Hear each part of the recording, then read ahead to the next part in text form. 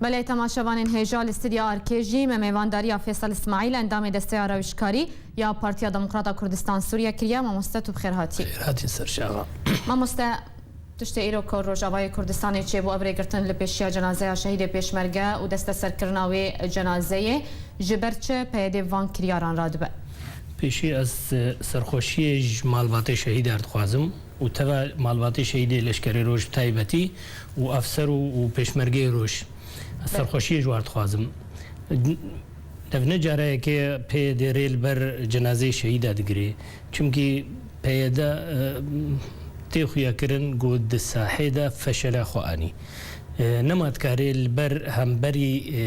لشکر کی شهید بویا جنازه شهید کی بسکنی یعنی وقت جنازه شهید کی تترسی و چاوال همبری وی هزار لشکری مستقبلی بسکنی یعنی او چونکی فهم کرنا انو پیده سیاست و تاریخ و دانستانی و علاقات و اتمامی هرد بین من لیس معی فهو ضد یعنی چی کسی نمره به دشمنی منه نبوی رنگی او سیاست و اولیش برگود بینن لشکری رو هیز که سر بخویا هیز که خورتا هیز که بریاره و دست ویده قصدم خطت به سر بخویا یعنی بریاره و دستی واده نه دستی دشمنی واده او که هیز کی بریاره و نه دست واده تصرفات دشمن تکرن مره بریان هاد هشته و ششه ده وقت جنازه سلیمان آدی جنوزا شامی آنین دشمن افتصرف کرد دزی جنازه سلیمان آدی شامی آنی قامش دوی آورو جارات جف جارات دو ایگو بیرنگی لشکری روز تکرن بشهیده کی لشکری روزا جارات هند قیادی مشعبا بنشاف كرن حتى قدوه بيرنو ما مستمح اسماعيل يقو درسك داوات زنداني وادا قوت از بكفاله درانك شو اعترافي بإدارة وناكم وبتشكي وناكم او درسك سياسي بودا وهكا شيء فهم كنش معناه يبو دركت بخيراتنا ويشتكم لي بشتي قوت دركت واجار دي ايرو شهيدك شو جنازتي چویا دي سر ليگرت بين خلي خرابتر كرن نتشتن ملت وري بيشوازي بك خلق تعبيري قناعاتي خوبك يعني او سياسه او حزبيه قونه لي خلق تعبيره عن مشاعري خود تجاهي شهيدك ولاتي خودبك يعني وشي هي في ذهبي بهوريام ده هيفيش خود بهديدنينا جبروي كيشكي ملتي مهن بهن هاستي بلنتردبن مقاومه بروا برخدانا وبلنتردبي تعبير كن انه تمثيل مناكن جبر في بهزاره زيادة وفي جاري ملتي ما برنج كي جيل خور دركت بو بشيا جنازه حتى نهش نطلب مدرسه هرنا مدرسه حتى ساعه ده نهش نطلب هرنا مدرسه ريل هبر هر كسي قرتن يعني منع تجول شكرن صار خلكي اف نهي زكي كرديه جبر في كي تصرفاتات كي بهوري عمده باش ما مسألة اسايشا بيدد داخيانيه كخود گوتبو كو او في كاري رابونه جبو پاراستنا جنازه شهید کریارین تروریستی باشه برسواتیان جینرین تا خونات لسر داخویانی چیه پیدا چما اف داخویانی سایشا پیدا چما اف داخویانی درخست باشه تصرفانه که تروریست ابو وقت جنازت کی برا وینو بدز اهلی وینا خلکی ویل معبری نه ترمبله اهلی بیر مشي او تصرفناه تروریستا بري كي تروریست الكردستاني الجماعي كي ملتي ما تزواج نازت قداندن وبكاري خو بيكرن وبرن ودي ما تدرولس نيت نواح ماديه جنازت وهو نبون هي زحمه هي ملتي كرد تجاره حتى هزا باراستنا جنازتي شهيده كي بكرن دهو بير از مكتبه خو تو ماركنا خو بخشي بيشمرگه دما يك براي يكي بارا يا بغهاتي خو الجم تسجيل كي بيشمرگه دبي مش براي خو بازدا او يعني وقت جها حدي براج بربرا بازدي او كاهز حمايتي او حمايتها برايغون كار حمايتها شهيده كي بكن يعني باشه يعني ارمانجا بيديش وان كريان چيه هرجار اريل بر جنازه ان بيدي بيشتي گو فشلا خوي سياسي اني الدربه يك جاري تسالاني دوستيوي گلكي نزيكي ريجيم بو وروسيا بو تخليجي كرن وقتا وفدي استانا نهشتن هرن اد بجم يك جاري بوصلا وهذا غارت نما تكرن غير تصرفاتي سلبية بيفانمات كن چونكي ملتي مجد فيها وجه هبي وي وك غري هار لوهاتيه ديجي ملتي خود ذا ايش بتكن ديجي ملتي خو ايش تكن نما ديجي كردا نما ديجي خوتني ايش تكن يعني تصرفات واسلبي دليل فشل واي سياسيه وملتنا ما باوريه بواتيني تصعيده كاري جماهيري انا كسي ودركتنا خلكيت بشافا جنازه دغو تعبير بك انه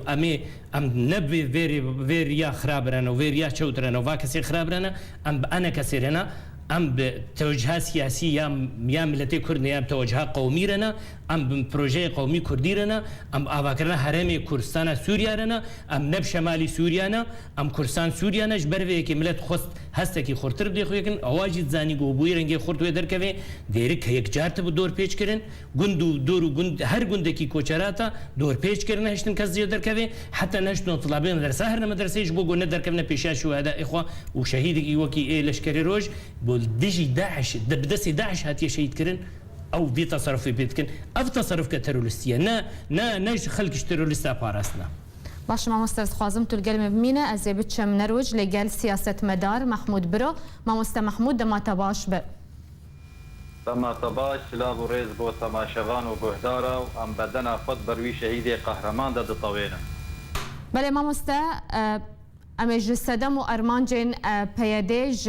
ریگرتن لپیش جنازه شهید و دست سرکرنا و جنازه دست پی بکن ارمانجو صدمین پیاده جویه که چیه؟ باوریا من ده ارمانجی وینا زلالن یک پیاده دواری سیاسی ده فشلک مزن آنیا دواری دموکراسی ده نمد زانه بنجها فلسفي ودستوري وقانونيش ديمقراطية تشيا تنها دخوازي حكمي قوال سر خلقي بابند بكي وبزوري وبقوته او هردو سببي سركينا جو خلقي رافين يعني ايرو شهيدك البر كردستاني دا خوينا خدايا شونا كو ريز جيروري قرتن شونا كو جبر رابن بدنا خب طوينا ويد رافين يعني وايلي هاتيا حتاج انساني مريه شهيده قيمتك بلند لباما هاي لي مريه تابوتك دي جوا انسانا بوجي ترسن نتني او جبلند كرنا وي الا رنگين جي ترسن كو او بشي ملتي ميكو جبر لبي وفلت يدوا گندوارا دمایا في هيجانك برامبري وچالاكيا ميراني ازايانا برامبري وراوسي جوا سدمي هانا وان اوي هادكي وشهيد هذا الرافيني وناهي لقوا خلقي وخذي وجنو ميري وبابي ودايكي وبكيف وبسر فرزاي شهيدي خوا بسبيرنا خاكا بيروز يعني شهيدك البر خاكا بيروز شوي اهانتي كرن حمود ابو نريني اخلاقي وادبي سينورتي درباس كنج اليه فاكا سابت تشتكي لنا منطقه نا عرض ونا ازمان ونا قران ونا انجيل ونا كس فاتشتي بيريزي قبول ناكل دنياي تبي نمسلك او يكم تشكي بيجن وجمارة بيجن اون إيريشي خوينا شهيدة متكن نخير ام بدنا خل بروا شهيدة جي طوينا لأم تجاري برامبر كسي قودبارا پردي رشدة وكاري قريج استثمار دكن وشهيدة ما إهانة دكن وآلا ما يرنجي إهانة دكن ام تجاري جوارنا بيجن خير تميجي اميج دلو جان وبروتستو بكن او استثمار خوينا شهيدة دكن اسايشي قوا دكن هار دكن غور دكن هجومي دري دكن اسايش انسانك يعبد من دستي هنا كاده قودبار پردي رشدة وشارتي هنا او پیوسته ملت مواخل کا روج بروج ناس بکې روج بروج کاربه برانبري واخل کا تشتكي بکې لسر عرضه براستي بله گلک سپاس بو نرینات محمود برو سیاست مدار جنروج تل گلمبو ما مست فیصل او جارت شو پیدا گوت کو وان جنازه شهید پیشمرگه حبیب قدری دست سر ریگرتن پیشای درست کرن جبر کو او جنازه نمولت کریبو و جارجی گوت او پاراسنا و جنازه بکن باشه یعنی پیدا به وان کریارن خو گهای چه آستی و اف كريار خدمتها كيت كنت بحث ذكرت اقول اشكال روج سربخانه برياري وان جوانه لاف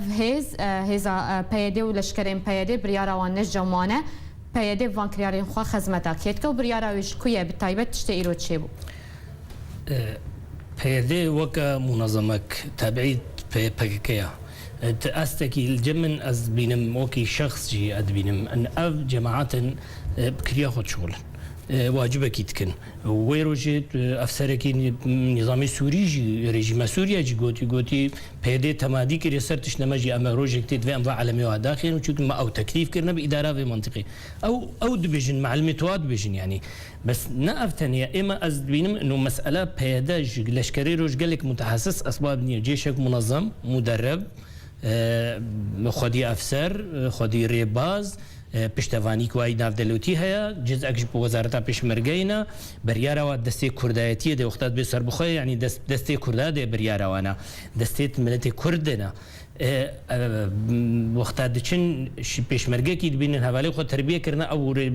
ئێژ وخە تەزنیمی پێشمەرگاکە وێن کوشتن بدەهان هەوات بازدانە شوێ دەژناو لە بیە پەگە بازدانە ئەیدناو ئاشاییزێ بازدانە هاتنە کوردستانی ما ئەو دیتنە شەخصیجی هەنەک جوانە دبێژن ژمەر دبێژن وێ پێشمەرگەوە سەر سینۆر بژن وختاتێن پێشمەرگەوە احتیدان دکن پێشمەرگەوە هەمبێز دکن پێشمەرگەواتێن دگەیم سلامەتی دەرباز دکن و جبر وی که دبینن گوکیز هیزه که کوردایتی هست جبر وی نه